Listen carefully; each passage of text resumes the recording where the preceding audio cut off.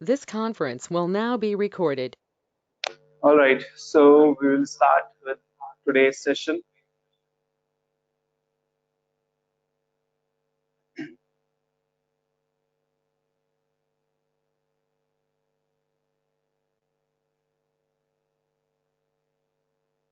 All clear?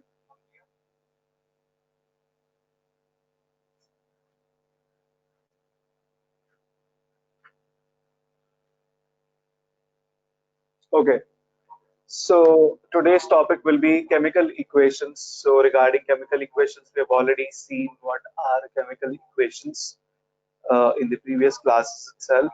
But again, today I will promise you that you will learn something new in this particular chapter, right? So what are basically chemical equations?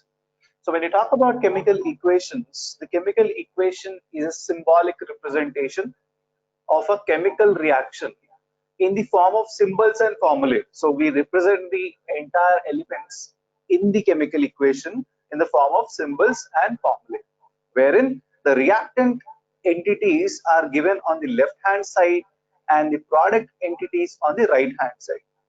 This is what is nothing but a normal chemical equation. So always in a chemical equation, what you can observe is you will observe chemical reactions in the form of symbols and formulae, where in the left side you will have reactants and the right side you will have products.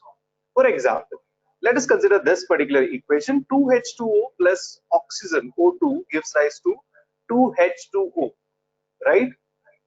It's actually, it was supposed to be how much? Yeah, 2H2 plus O2 gives rise to 2H2O. It should be like that. Here it is written as 2H2O. So this is not there. So this O is not there here.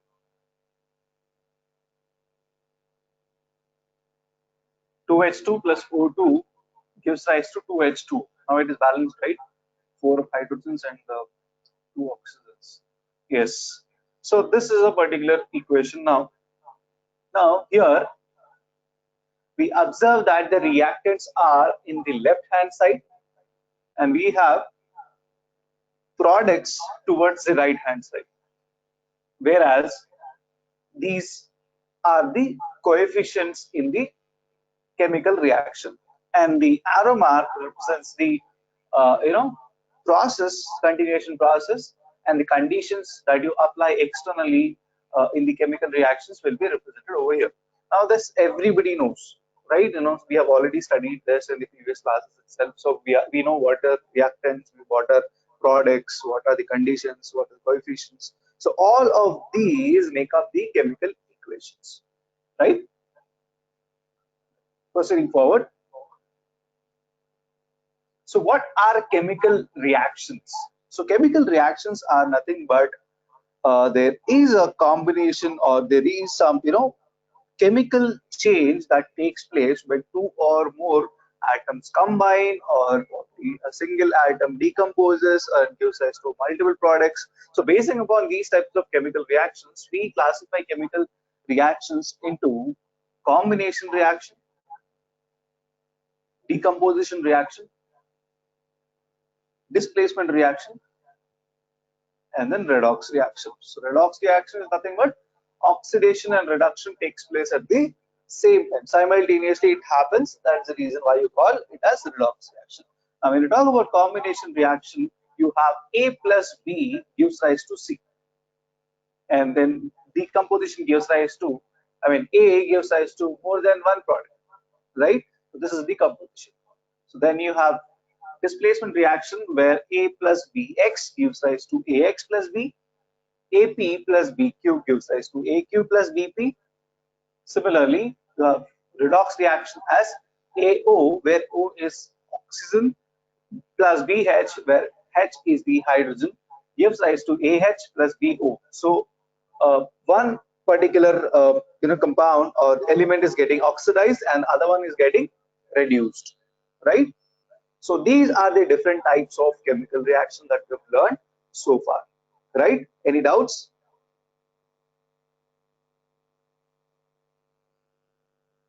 No, right? Okay.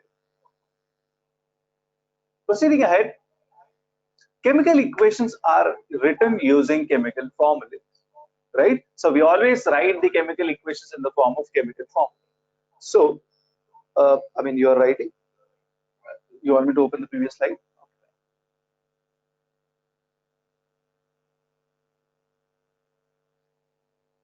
Now, this is simple, right? This we already know this. Write this quickly.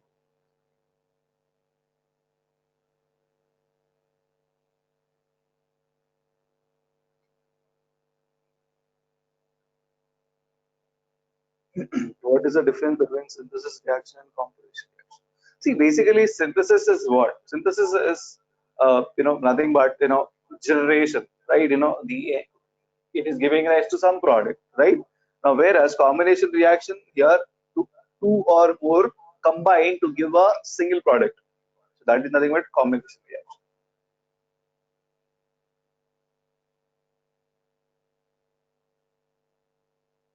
Done? Okay. Yeah. So in the next slide, we study about the basic fundamental rules when you are actually writing a chemical equation. So here, chemical equations are written using chemical formulas or formulae.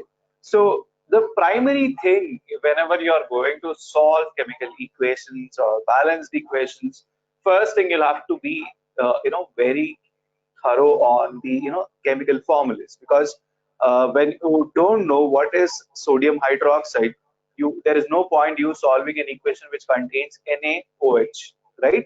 So because you should be knowing what is NaOH and what is sodium hydroxide. Other one are the same, right? And sometimes in the question paper you will get it as table salt. Now you should be knowing what is table salt, and you should be knowing what is baking soda, what is caustic soda, caustic potash, and all these things. You'll have to be knowing the chemical formulae. You'll have to be knowing the common names. So if you know all these kind of chemical formulae, if you know all these kind of the naming system that you give it to a particular compound, then it'll be very easy for you to solve the chemical equations. Now, for example, let's say sodium sulfate reacts with barium chloride to give a white precipitate of barium sulfate and sodium chloride. So this is particularly a statement in which he is mentioning about the chemical reaction that is taking place. Now the question here is he's asking you to write this in the form of a chemical equation. Now when you will be able to write this in the form of a chemical equation? Only when you actually know what is sodium sulfate and what is barium chloride, right? So if you know this information, you will be going ahead and you will be able to write this chemical equation further, right? So if you do not know that Na2SO4 is nothing but sodium sulfate, BaCl2 is nothing but barium chloride, then there's no point you attempting the question and writing the answer, right? So also you should be knowing what type of reaction that is taking place here, and at the same time what is happening to the reactants in the product side. So what is happening? It is giving rise to barium sulfate and sodium chloride. What is the formula for barium sulfate? Barium sulfate is nothing but BaSO4, and then you will get sodium chloride as NaCl. So finally, when you write the equation, it looks something like this. Na2SO4 plus BaCl2 gives rise to BaSO4 plus NaCl. So what type of reaction is this?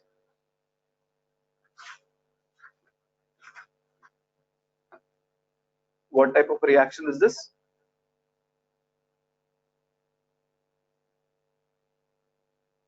Yes, it is a displacement reaction. So specifically, if you talk, it is a double displacement reaction, right? So both the elements are having a displacement in each other. So it is a form of Ax plus By gives rise to Ay plus Bx, right? So this is nothing but a double displacement reaction. So a chemical equation is giving you information regarding what type of reaction it is, what are the reactants that are participating in the reaction, what are the products that you get, if at all, if there is any you have any other chemical condition that is there in the place, for example temperature, for example pressure, you have the utilization of a catalyst, utilization of external energy. So all of these are mentioned in the chemical equation itself. So knowing a chemical equation, you will be able to write, or you will be able to understand all of these information, right? Yes. Should I proceed into the next slide?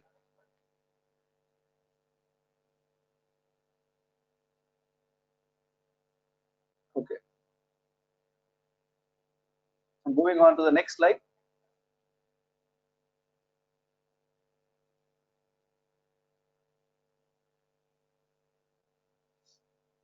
Well, yes. Now let's talk about a balanced chemical equation. So on this particular topic, we'll be spending some good time now. So a balanced chemical equation occurs when the number of atoms involved in the reactant side is equal to the number of atoms in the product side.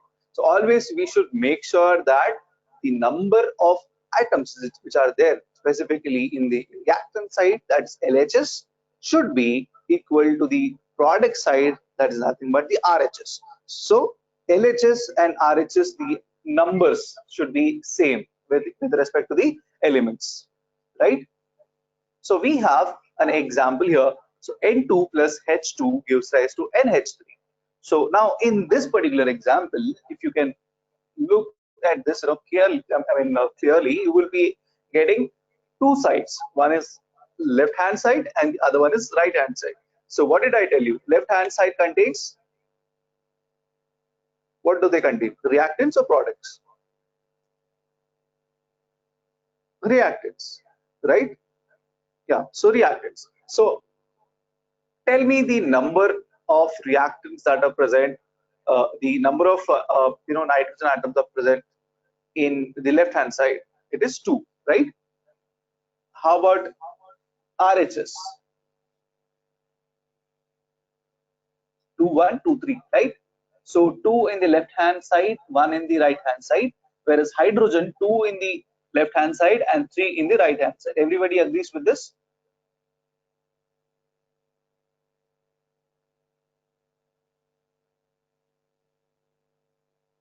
Yes.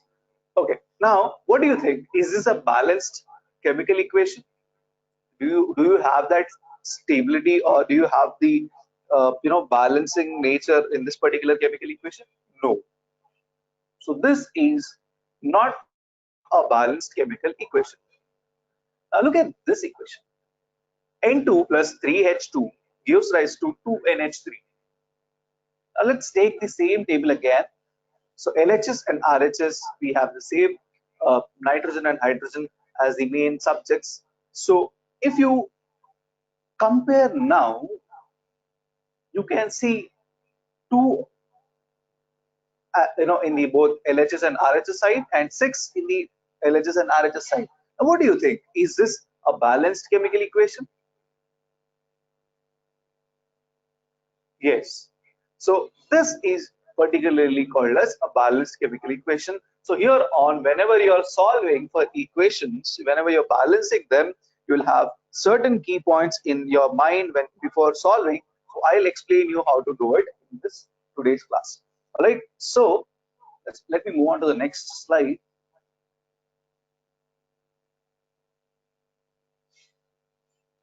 So the main question comes here: how to balance the chemical equations? So we have multiple methods to balance the chemical equation, but today you will learn a very unique method as well.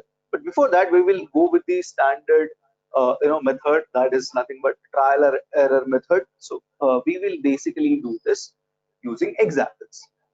Now let's take an example. C3H8 gives rise to, it is undergoing combustion. It is undergoing the reaction with oxygen. It is burning. So what is C3H8? What do you mean by C3H8? What is C3H8, guys? CnH2n plus 2. Propane. Good. So propane. So this reaction is nothing but combustion of propane. So what is happening to propane? It is undergoing combustion. It is mixing up, or it is being treated with oxygen, right? What is happening? You are getting carbon dioxide in the product side along with water, right? So C3H8 plus O2 gives rise to CO2 plus H2. So this is what the main reaction is. So what do you think? Is it a balanced chemical equation? You can see the number of carbons in the left hand side is equals to 3, and in the right hand side you have 1. It's not balanced, right? So let us take LHS and RHS. Now let's try balancing this. Now first, if you're trying this method, you'll have to write down what all the elements you have in picture. So you have carbon, hydrogen and oxygen. So you will not find anything apart from this in this particular LHS and RHS chart, right? You will only find carbon, hydrogen and oxygen. Am I correct? You don't have nitrogen in it, right? You don't have any other extra element. So first thing, you'll have to write down what all the elements are common, what all the elements are there in both the LHS and RHS side. Now, let us understand the numbering. Towards the left hand side, you have 3, 8, 2, 3 as carbon, 8 as hydrogen, and 2 as oxygen. Am I correct? In the left hand side, right? Yes. Now, what about the right hand side? How many do we have? We have 1, 2, 3, right? We have 1 carbon, we have 2 hydrogen, 3 oxygen. So we have CO2, O2 plus 1 oxygen in H2. So that is 2 plus 1, nothing but 3. So we have this. So this is not a balanced chemical equation. Now how to do this basically? Now let's start with the first one. So let us take carbon. So in the left hand side it is 3 and in the right hand side it is 1. Now how to make this a balanced equation? Simply multiply carbon 1 into 3. You will get 3, right? So if you add 3 onto the product side, you can see 3 has been added to the product side. Now you can see 3 CO2. The in the balanced, in the equation you can see 3 CO2. When you add 3 CO2 in the product side, what happens to the RHS? Is it getting affected? Yes. So here 1 is changing into 3 and 3 is changing into 7. So you have 3 carbons now with 7 oxygens, right? So how come 7 oxygens? Because 3 CO2. So 3 into 2 is 6 plus 1 oxygen is again there in H2O. So you have 7 oxygen now. Everybody is able to follow this? Okay. Now what to do? We have successfully done one thing. So we have been able to manage 3 and 3 carbons properly. Now how about hydrogens? Hydrogens 8 in the left hand side, 2 in the right hand side. What should be done now? How will you make up 2 as 8? Simply multiply with 4. That's what we are doing. We are simply adding 4 onto H2O. You are getting a different number. Now what is happening? Now if you just put up 4 before H2O, so it will actually change 2 to 8 and 7 to 10. So 2 hydrogens have been changed to 8 hydrogens, and oxygens from 7 they have changed to 10. Am I correct? So in the current equation, you can see there are 3 carbons in the product side, 8 hydrogens in the product side, and 10 oxygens in the product side. Now you have 3 and 3 balanced, 8 and 8 balanced. The only pending one is oxygen, 2 and 10. Now we have oxygens present separately in the left hand side. So how can you make 2 as 10? You have to simply put up 5 just before oxygen. What happens? It will make 2 into 10, right? So now if you check, is this balanced? Carbon is balanced, hydrogen is balanced, same time oxygen is also balanced. Now this is a very general or standard balancing the procedure that you follow to balance the equation. But we will learn something else as well. After understanding this, we'll learn something which you can easily, adopt, and which you can use it, to solve numericals or balancing equations in a quick method. All right. So this is a basic, method that you follow when you are balancing a chemical equation. I hope everybody understood this. So if you take C3H8 plus 5O2 gives rise to 3CO2 plus 4H2O. So this is a balanced chemical equation now when compared to the earlier given equation. Understood? Yes. Let me proceed further.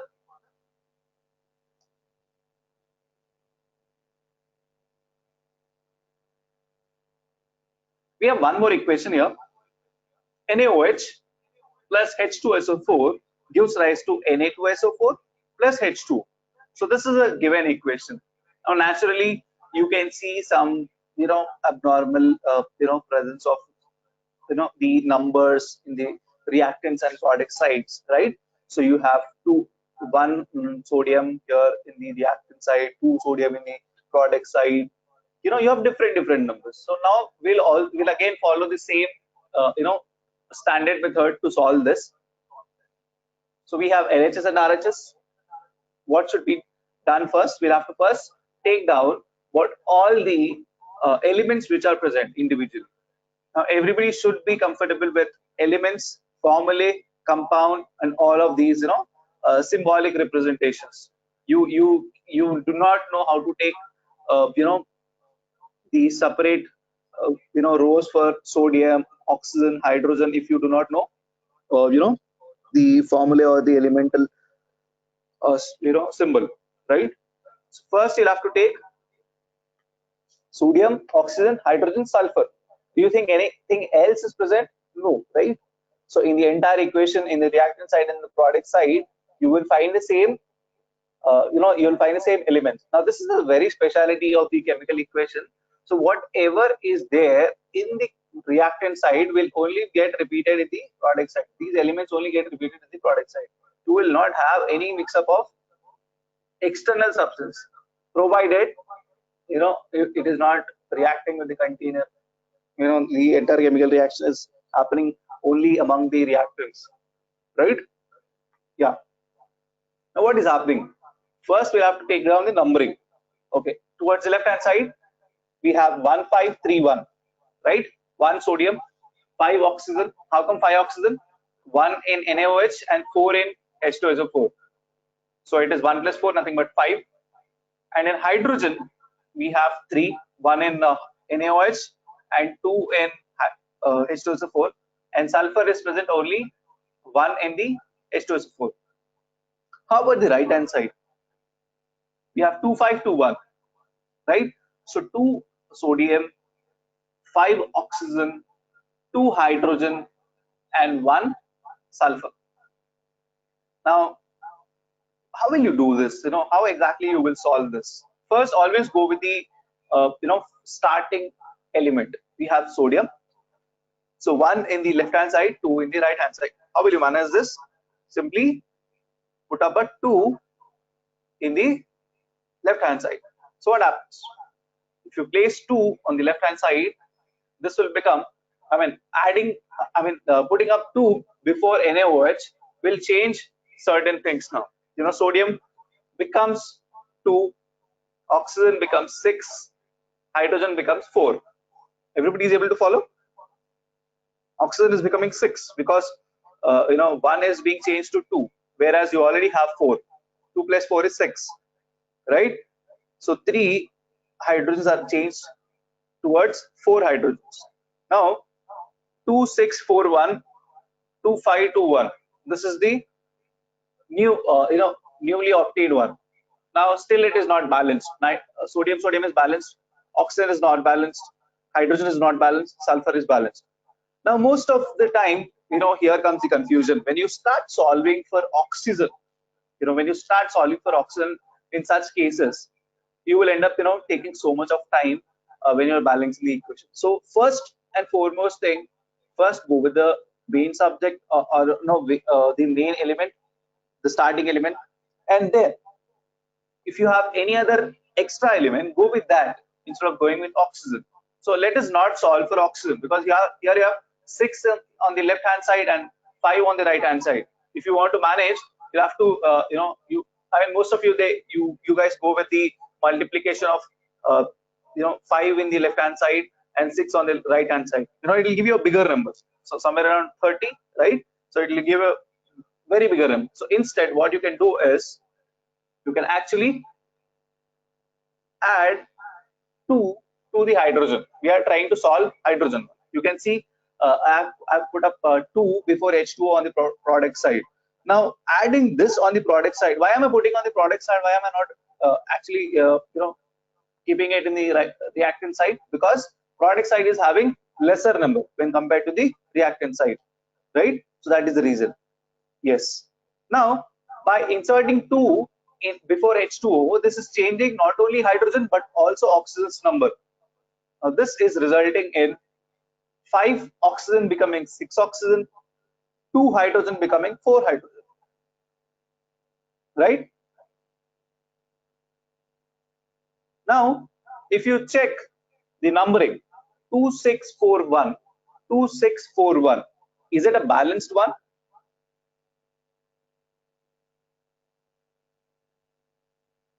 Yes. So if you would have gone with oxygen, your entire time would have been wasted, and you would have would have got stuck somewhere. So sometimes you'll have to ignore oxygen for some time, and then focus on the other elements that are present in the equation, so that you will get it very quickly, basically. So the equation versus like this: 2NaOH plus H2SO4 gives rise to Na2SO4 plus 2H2O. So this is a balanced chemical equation. All right. Should I move on?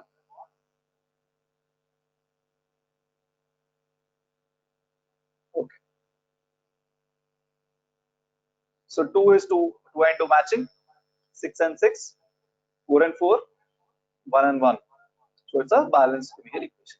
So this is generally taking more than 3 minutes of our time, right? So whenever you are following this kind of approach, you have somewhere around 2.5 to 3 minutes you spend on this, and you write all these things. It is taking too much of space and all.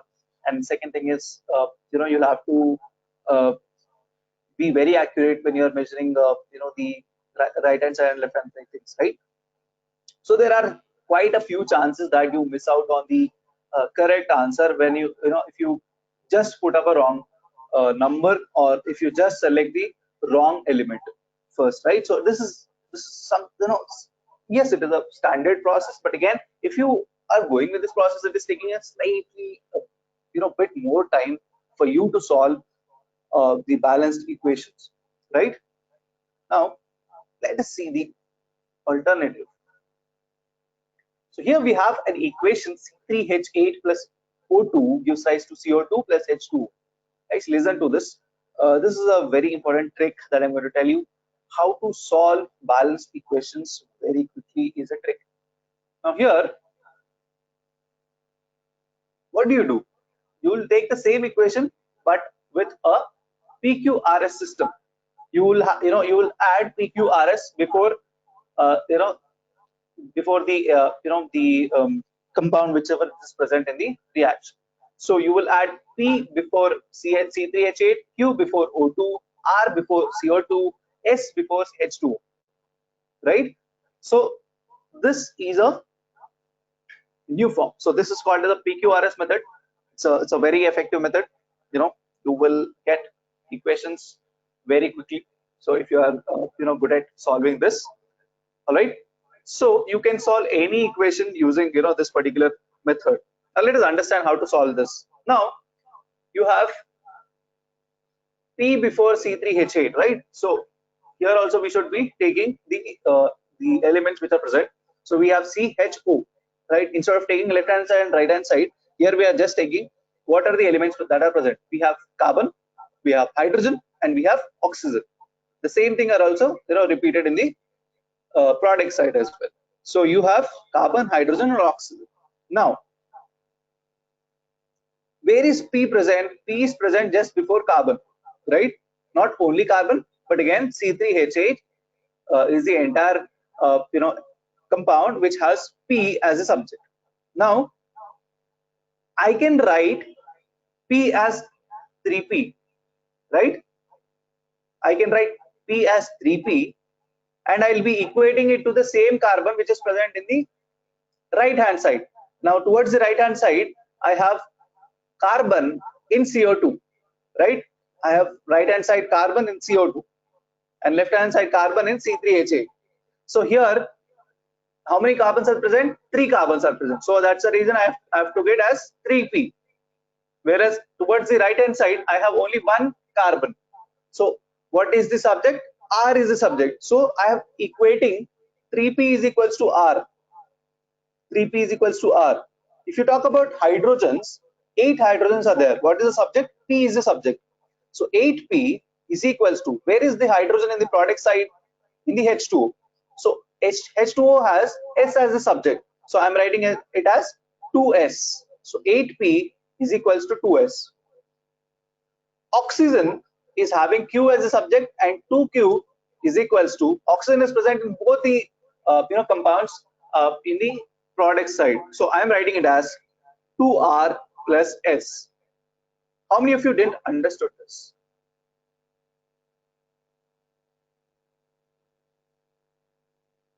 How many of you didn't understood this? So you have just installed PQRS before every this thing, and then you have actually started forming some mathematical equations using some PQRS, right?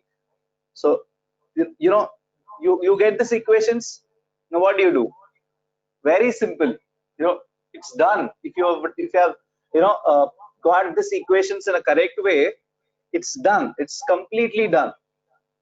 Simply take, let P is equals to 1. What happens if P is equals to 1? What happens if P is equals to 1? All of these change. P is equals to 1, R will be equal to 3, because 3P is equals to R, so R is equals to 3.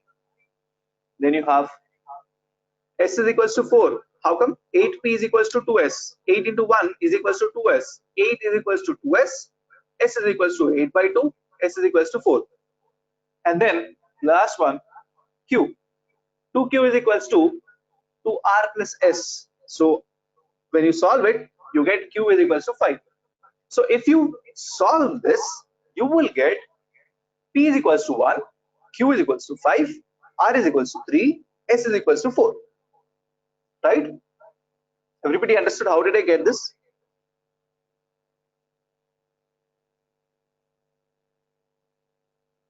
Everyone. Okay. Now what should I do? I'll take the same equation again. I'll put this as a we should always take one for we'll always consider any number. If you take one, it will be very easy. I would recommend you to take only one. Select a select a letter, and then let us imagine that letter as 1. Then you will get the other values. Now here, keeping these values in our mind, we'll take the same equation again. What was the equation? PC3H8 plus QO2 gives rise to RCO2 plus SH2.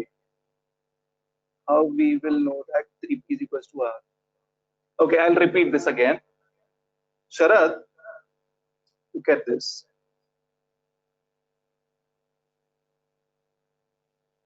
So what I was telling you, I'll repeat this again. See here, carbon. Focus on the carbon. How many carbons are there in the left hand side? You have 3 carbons, right? Write it as 3P, right? How many carbons are there in the right hand side? 1 carbon, right? Now how many carbons are there in the right hand side? Only 1. What is the subject before carbon in the right hand side? It is R. So can I equate it as R? Can I equate it as R? Understood? Yes. Now let us check the same thing for hydrogen. Now, how many hydrogens are there in the left hand side? 8. I'll take. So, what is the subject? What is the subject here for hydrogen in the left hand side? Subject is P, right? So, what should I take? Should I take 3P or 8P? I should be taking 8P because it's for hydrogen, right? So, I will take 8P and I am equating to the product side. How many hydrogens are there in the product side? Towards the right hand side, how many hydrogens are there? 2 hydrogens are there. And what is the subject? Subject is S, right? S is the subject. So can I write it as 2S? I can write it, right? Now look at oxygen. How many oxygens are there in the left hand side? 2 oxygens, right? 2 oxygens. And what is the subject? Q. 2Q. How many are there in the right hand side? You have 2 cases here. You have one with R, you have another one with S. So how many are there with R? 2 oxygens are there with R. So I write it as 2Q is equals to 2R plus S. Now I think everybody should be able to understand, right? Good.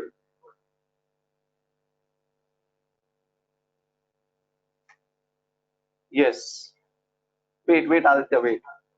Okay. Now after getting this, what did we do? We actually kept P is equals to 1, and then we got these equations.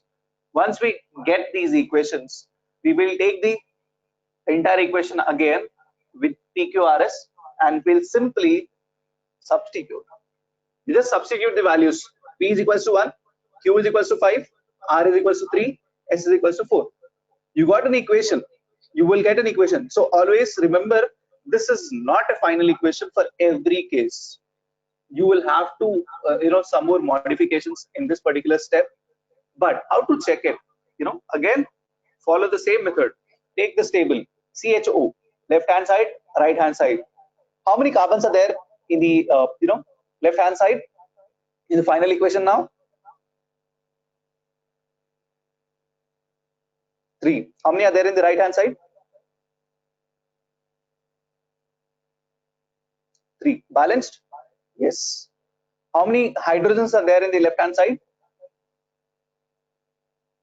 8. Right hand side? 8. Balanced. Next, oxygens, left hand side? 10. Right hand side? 10. Balanced? 3, 3, 8, 8, 10, 10. So this is a quick method.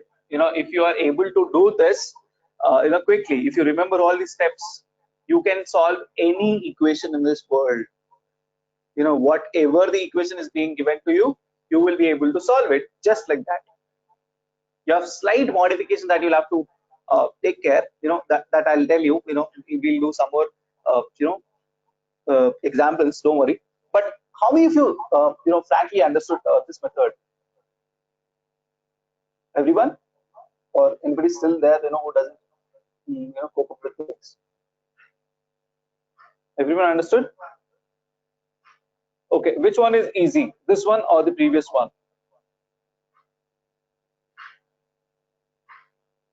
Both are easy actually, but this one is, you can actually save a lot of time, right? Now let me give you one more equation. Should I move on? Should I take this slide off?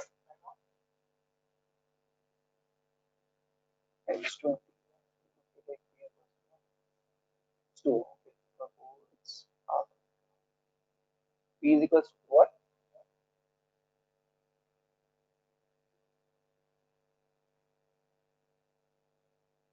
For which one? For which one? Nihal, I didn't get your question. H2O reaction. We take P is equals to 1. H2 plus O2 is equal to H2. We'll solve it now. We'll solve that. Just okay. You will only do it. I'll not say you. So Nihal was asking me this thing. H2 plus O2 gives rise to 2H2.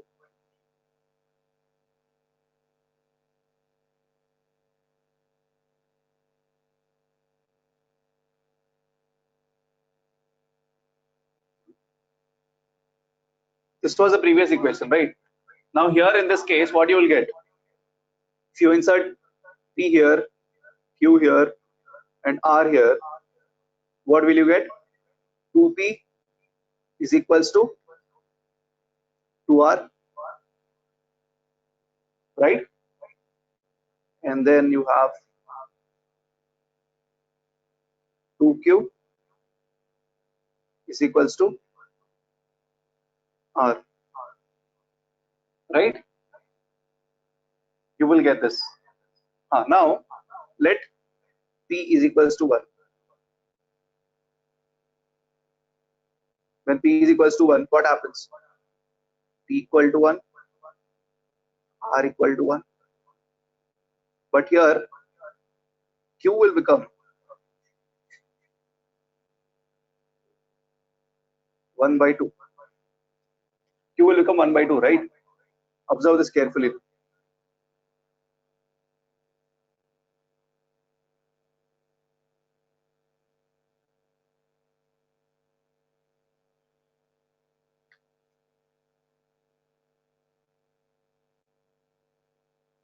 What are the values that we got? Just now, what did we get? P equal to 1, R equal to 1, Q equal to half, right? Yep. Now, put up the same thing here in the equation. Let me erase P, Q, R. And now let me introduce this 1H2. Q is for this thing, right? Q is half O2, and then R is 1, right? Now what should be done? Now what is there in the denominator? Is there any fraction in the the entire equation? There is one fraction, 1 by 2, right? What should be done? You should simply multiply this entire equation with such a number so that you should not get anything in the denominator. You should get 1 in the denominator. With what number you will multiply? You will simply multiply it with 2, right? Yeah. Now if you multiply this with 2, what happens? It will become 2H2 plus 2 into 1 by 2 O2 gives rise to 2H2O. Correct? Now 2 and 2 gets cancelled. Once 2 and 2 is getting cancelled, what is the final equation that you get? 2H2 plus O2 gives rise to 2H2. Now check the balancing. Is it balanced?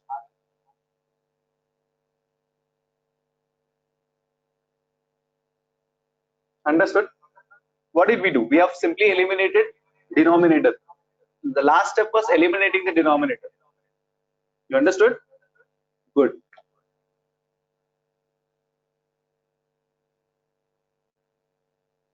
Let's move on to the next example. P is equals to 1 cannot balance the equation. We have to go with 2 or no. You will get, see, if you are taking P is equals to 1, you will get some equations. Just apply those equations to the chemical equation, the PQRS, and then what you can do is you can actually solve for the denominator. I'll show you one more example. Look at this example. 6CO2, C6H12O6 gives rise to C2H5OH plus CO2. So this is an equation now. Understand this carefully now. What should be done? What is the first step that you should consider when you're solving this? PQRS, right? We'll go with PQRS method only. Okay. So we will take, now here should I take PQRS or PQR? Because I don't have another external S, right? So we'll simply take PQR. Now everybody should be able to understand this, right? So I've simply took the same equation, have added PQR. That's it. Now what is the case? What should I consider now? I should consider the elements which are present. I have carbon, hydrogen, oxygen. I'll take the same thing, right? Now what should I do? Carbon, what should I write? Tell me the equation for carbon. 6p is equals to 2q plus r, correct? 2q plus r.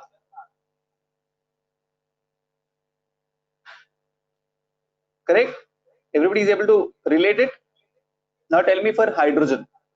Tell me the equation for hydrogen.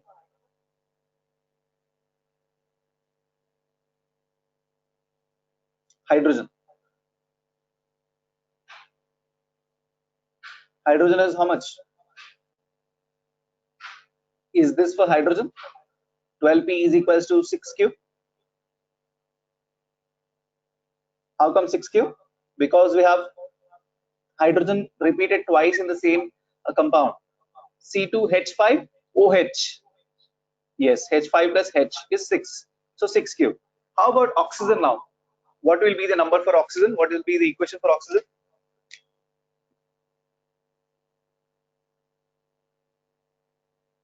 Quickly. 6p is equals to q plus 2r, right? Everybody got the same equation? Q is equal, 6p is equals to q plus 2r. Now we have understood what is the, what are present in the reaction, what are the equation that we get. Now what should be done? What is the next condition that we'll have to apply? Consider p is equals to 1. Let's take p is equals to 1. What happens now?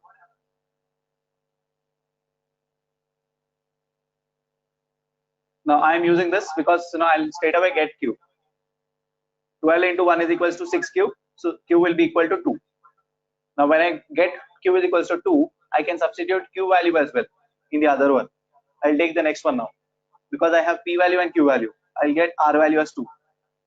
Now when I get p, q, r values, should I be doing last one? Not necessarily, but again, to confirm whether I have done it correctly or not, I can actually do it. 6p is equals to q plus 2r. You should get 6 equal to 6. So that means the entire equation is correct. Everybody understood till here? So what are the values for PQR?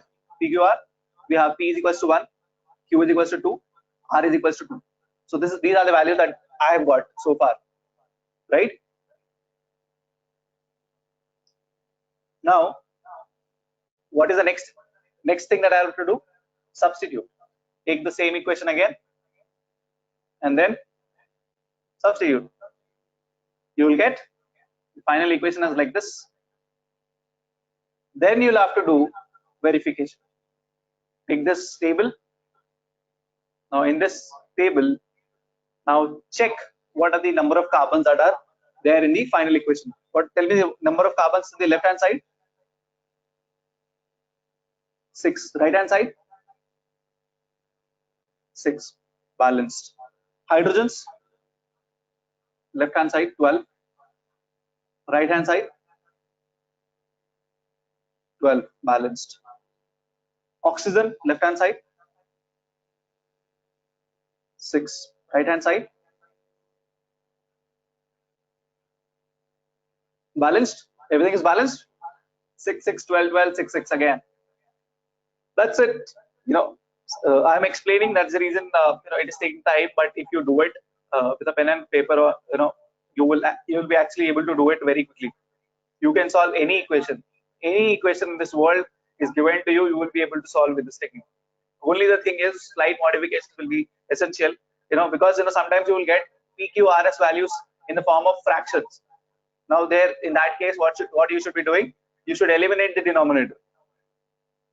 If you eliminate the denominator, you will get the answer. Sometimes what will happen is, after eliminating also, you will get some higher values in the in the final equation. So you'll have to adjust those. I'll show you. But everybody understood this particular example? Not example, this particular method. Everyone understood, right? Now start using this method. From here on, whenever you are using, whenever you are balancing equations, start using this method. Everybody is able to understand. Hindu, you are able to understand. Hindu, Vaishnavi, and then Anitej, Akshat, US is silent. I think we're talking about that. Good. What say now? Shall we do one more example? This time a different example. Yes. 7-4. You'll not mind if I take another 10 minutes? No, right? It's okay, right? Chalo. Let's quickly do. I'll not help you. You'll have to do it. Is it fine? I'll not help you at all. Fine. Chalo. The equation is on the screen.